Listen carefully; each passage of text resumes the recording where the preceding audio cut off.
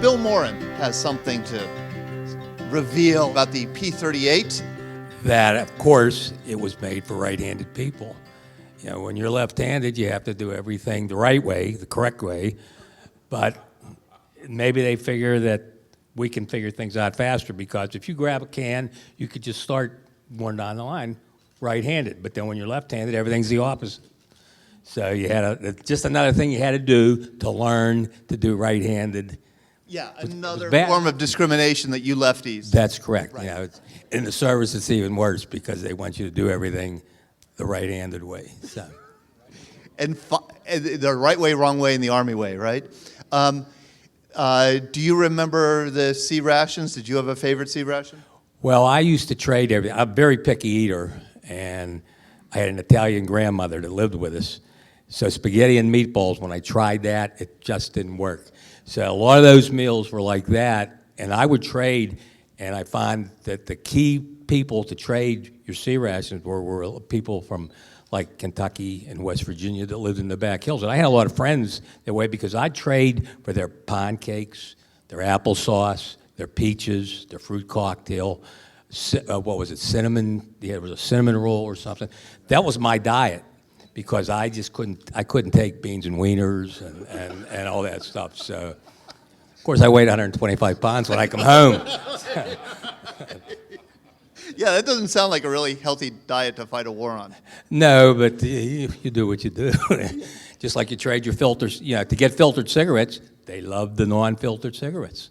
The guys from, you know, the backwoods, they enjoyed it. So you'd get your SPs dropped, and you'd take whatever, and then you'd take your Pell Mell over and get their Winstons or their Marlboros or whatever. So. And what's SPs?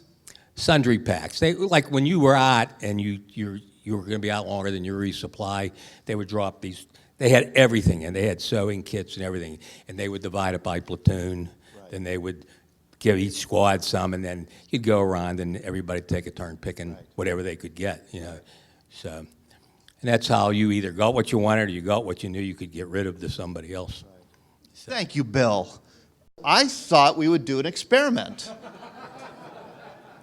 On Facebook Live, with a can of pork and beans. I tried to do it, and I just screwed it up. Oh, George, thank you. George Millerschoen will be our opener, and we will count how many times it takes you. You could, and that is the same size as a ration can. It's 3 inches diameter. You ready? I'm ready. We're ready. You gonna count? Who's going to count? We'll count. Okay. Go.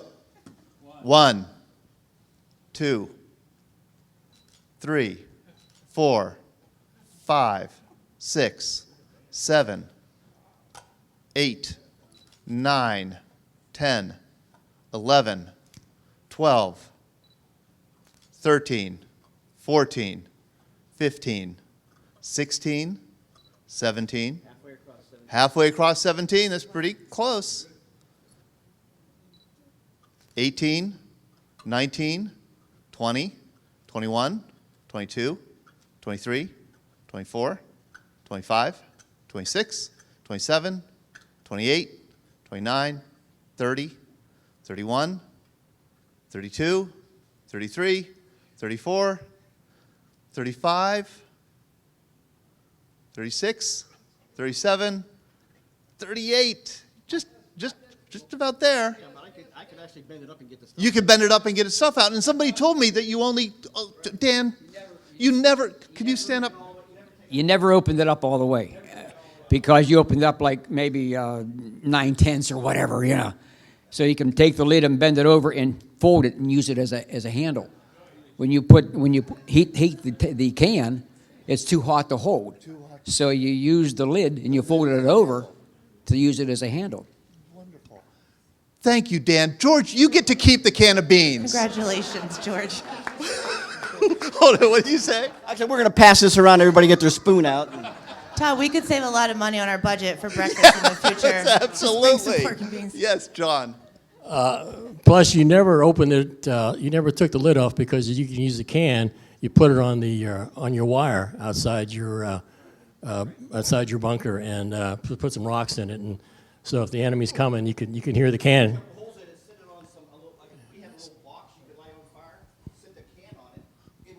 Thank you, Lauren. Hold on. Can you say that? Can you stand up and say that again?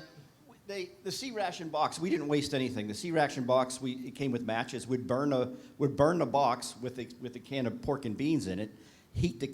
Put a couple little read the pressure marks in the top of the can. Light the box on fire and heat up the beans and weenies and open it the rest of the way, and you had warm beans and weenies. Well, we used C4. You used C4. Yeah. No, we didn't have C4. Yeah. I'm sorry, John, could you repeat too what you said? Could you stand and repeat about the can? You would save the can and put it with rocks in it? Yeah, you save the can with the lid, and then you put you'd bend the lid over the wire, over the barbed wire, and put some rocks in it in case the enemy's coming through the wire. You can hear the cans Dan shaking. is nodding. So. What's that? You're nodding yes. Yes, Yeah. I was going to agree with what he said about the C4. Yeah, C4, we use that to... Engineers, we had engineers with us a few times to blow up tunnels, and I Yeah. asked one of the engineers for a 2.5-pound block of C4. Yeah, I always carried C4 with me And all the I time. passed that around to my fire team because I was a fire team leader. Yeah. That's how we heated our C ration. Right. We could boil water in about 15 seconds with that stuff. I used to It was mix incredible. coffee and cocoa and heat it up, and now I think Starbucks costs you $8 or something like that. Yeah. Thank you so much, John. Any other rations memories? Do we have the young? Oh, Bill, yes. Just a quick one. I was talking to a guy at Penn Hills, and he did the same thing with this. But with C rations, you used to get little cans of peanut butter, about an inch tall, and peanut butter. And you also had bug juice, repellent. And if you ran out of, C4 was the best. Heat tabs were a waste of time. And if you ran out, you could take your peanut butter, pour bug juice over it, light it, and heat your food. And that was much better than... Really. And I questioned whether that, and then I ran to a guy at Penn Hills, and he said, we did that all the time, too. Really? So, yeah. The bug juice, the bug repellent that You you put it on your face, you could light your face up probably and take off. Gosh. Jared, hi. How are you? Take that mic. Jared, in addition to being an author, he's a World War II reenactor. And I have a picture of he was on C-SPAN talking about the book. I am. Look at him. And Isn't that a great facial expression? yeah, that it's they not the caught? greatest, it's not the Yeah. most flattering picture, but Yeah. it's so cool that you were on C-SPAN talking about it. And you are a reenactor for the 4th Infantry Division. Yes, sir. Warren Goss was a member of the 4th Infantry Yes, Division. he and I were talking about Okay, that. good. We're gonna talk some more too. Very good. The 4th Infantry Division has a special place in my heart. My grandfather was a D-Day veteran and served in the 4th Infantry Division. And so when I decided to do reenacting or living history, as we call it, there's a more stoic photo. Yeah, that's more dignified. Yeah. And so I look at that and I realize you're pretending to be Warren, essentially. Essentially, 75 yeah. years ago. Yeah. Yeah, that's Cheers. so cool. And so, it's an expensive hobby, but that is not my tank in the background, by the way, although I wish it was. It's an expensive hobby, but it's a meaningful hobby. And my group does about 15 events a year throughout the Mid-Atlantic. And we try to eat K rations, since that's a topic of discussion here today. And, and for a weekend, we try to, live the life of an American GI. And if we can offer some unique perspective to visitors and passersby, then we have succeeded in some small way. So that's ultimately our mission.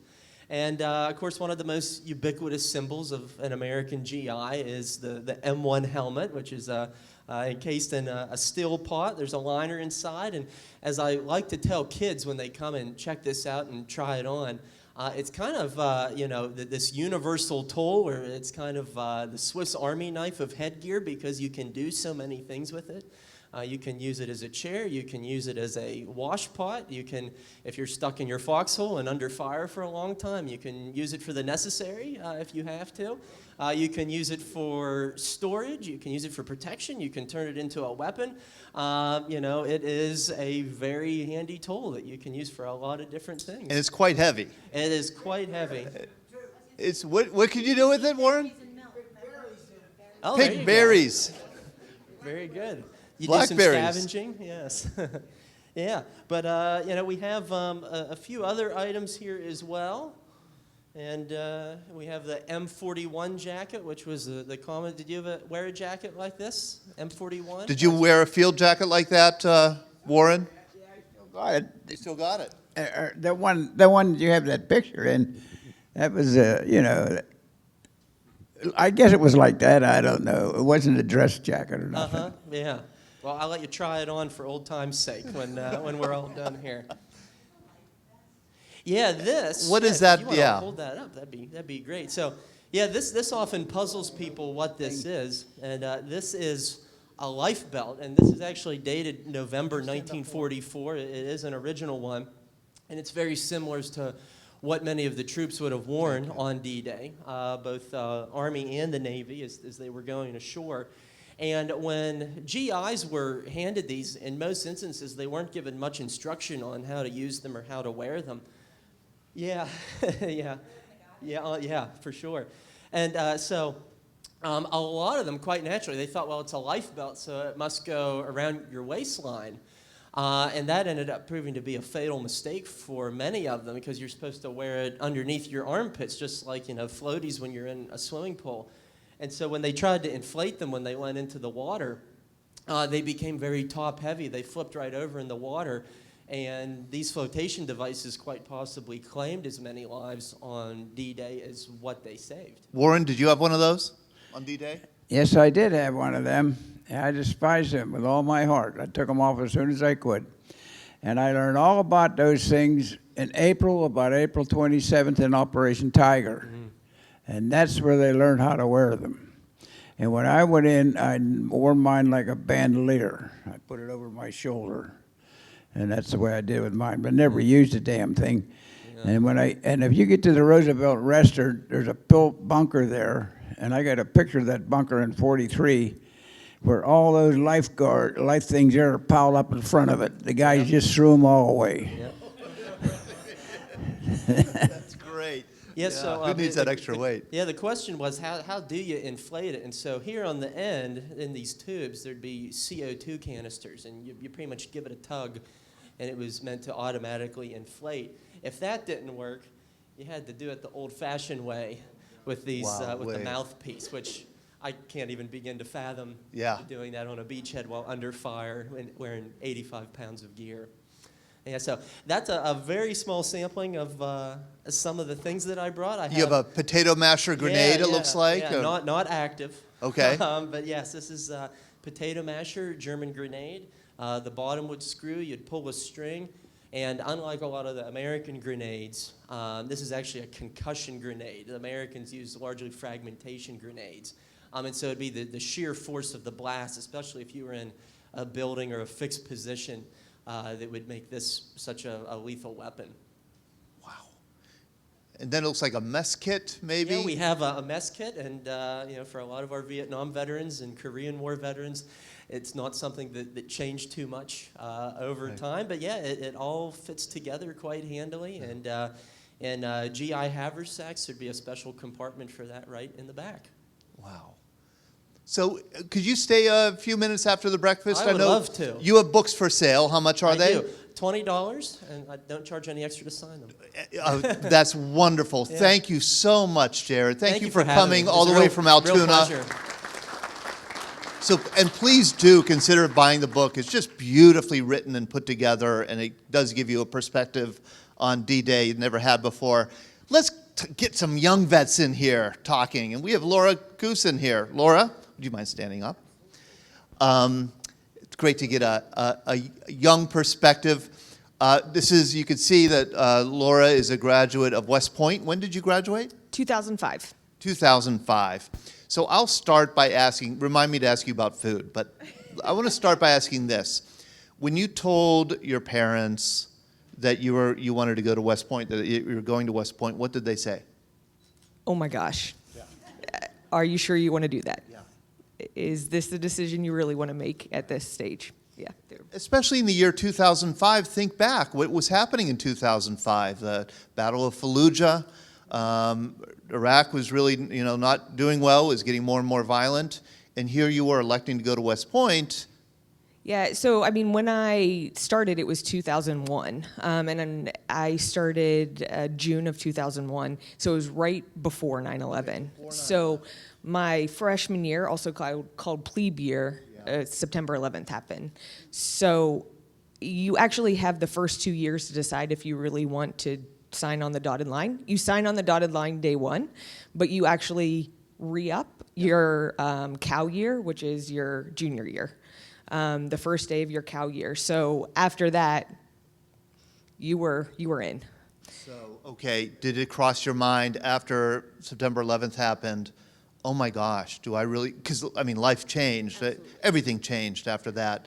Did your parents say, like, give it some thought? Actually, I have to say my parents were extremely supportive. My grandfather was a D-Day vet as well, military intelligence, NCO. So while there was not a long line of military heritage there was some, and they were extremely supportive. I am very stubborn and driven, whether they like it or not. So when I made the decision to go, I was going. Yeah. So, yeah. They were good parents and understood, oh, we're not stopping her. They were amazing. I mean, my parents are fantastic people. Yeah. What made you want to go, though? So I wanted to do something for college that was unlike any other college experience. And I thought, what better... You got it. Yes. I got exactly what I was asking for. So what better way to do it by serving my country and also going to college? And I knew it was going to push me past any boundaries that I had ever been pushed before. And I mean, I know that's kind of a silly answer, but I really wanted to do something that no one else was wanting to do. Did you, and I often ask this of Marines through boot camp, there had to be a time when you were at West Point where you thought, like, I can't do this. I'm not going to make it. Oh, yeah, many times.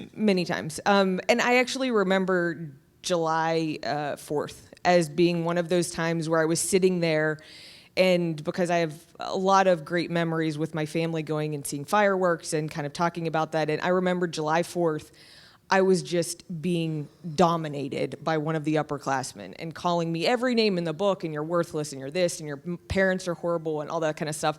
And I was like, why am I doing this? Why am I going through this? But we then all kind of congregated as the new cadets, and people were saying words, and I was like, I'm here for a purpose. And as you're sitting there on Trophy Point and knowing the heritage of West Point, you're like, I'm here for a good cause. So all of the crazy's worth it. When you graduated, what did you do? Where did you go? What was your major in or your training in? Yeah, I was a 35 Delta. I was a military intelligence officer.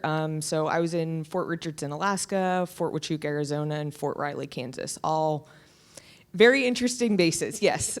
But no, it was a fantastic experience, and I wouldn't change it for the world. Why? What was great? What was great about it? I mean, Fort Riley, Kansas, I've heard, is not a garden spot, right? The Little Apple. The Little Apple is what they call themselves. Yeah, the Little Apple. So, I mean, it's the camaraderie, it's the mission, it's the service. I mean, all of that, you can't get anywhere else. And what were you doing? Like you were intelligence, but what does that mean? What were you doing?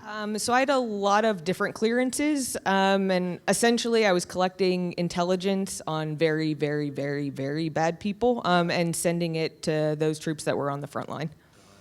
So, interesting. Yep. Boy, that must have been interesting work. Oh, it was amazing. And I do not know who killed JFK, even with all of the clearances. You have this great picture of you with your grandfather. Can you explain it? Sure. So that was actually on my graduation day. This is going to bring tears to my eyes because he's a hero of mine.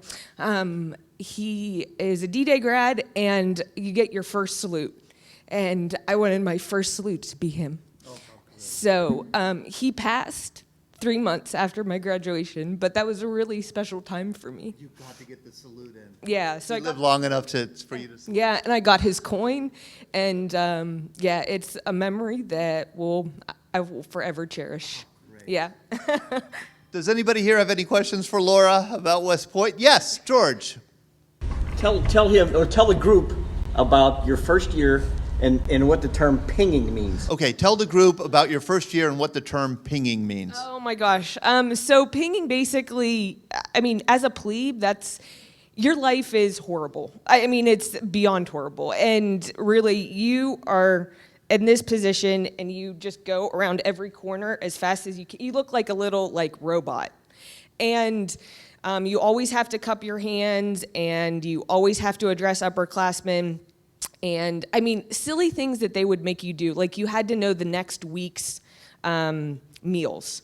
So if someone would come up and say it was Monday morning and say, what's Sunday evening's meal? You would say, sir, ma'am, the meal for Sunday evening is, meatloaf with gravy, a side of mashed potatoes, and a Congo bar. And if you didn't know it, get down. And they would drop you, they would make you stay there for whatever, they would make you late for class, and then you were walking hours. I mean, you really you were dominated that whole entire year. I remember in the mess hall, I could only take 2 bites and then would have to swallow. And if any of the upperclassmen would catch you chewing more than twice, you didn't eat. And it was, so I got really good at sucking down peanut butter, is what I did. Because that was the only way I could really eat. What's the attrition rate that first year? I mean, a lot of people have to drop out during that first year. So our class was really interesting. We started at about 11:30, and we graduated. We were deemed the class of 9/11. Eerily, we graduated 911 people on graduation day. Yeah, so it was almost eerie that that's how it ended up. But the first year, there's probably about 15% or so attrition. Probably maybe a little bit more, but. So you're still very young, and that was 14 years ago that you graduated. But even at this, distance, you have to look back and understand what that experience gave you. Oh yeah, I mean I feel so blessed. I mean, honestly, it's something that everyone was like, "Would you do it over again?" Knowing what you got into, and every answer is yes. Really? And now having children, everyone says, "Would you want them to ever experience that?" And absolutely yes. I would want to be that supportive parent that my parents were for me. And it's opened doors that I never thought were possible. And I'm very, very grateful. It's given me service and leadership and dedication and, all of these amazing things that I feel like everyone should be able to experience. Thank you so much, Laura. Thank you for coming. Oh, Bruce, we have a question.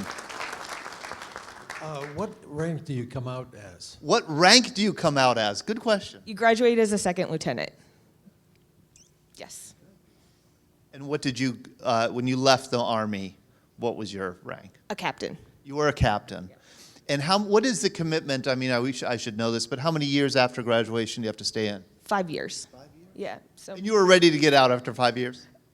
So I would have loved to have stayed longer. It was something that, being in the time that I was in and wanting to also have family and other things, it was something that, I made that decision. But to be honest, it was extremely hard. I enjoyed every second of it, and, I was glad I got the opportunity to do it. So it's hard to leave. Hard to leave. Absolutely. Yeah. Thank you so much, Laura. So wonderful.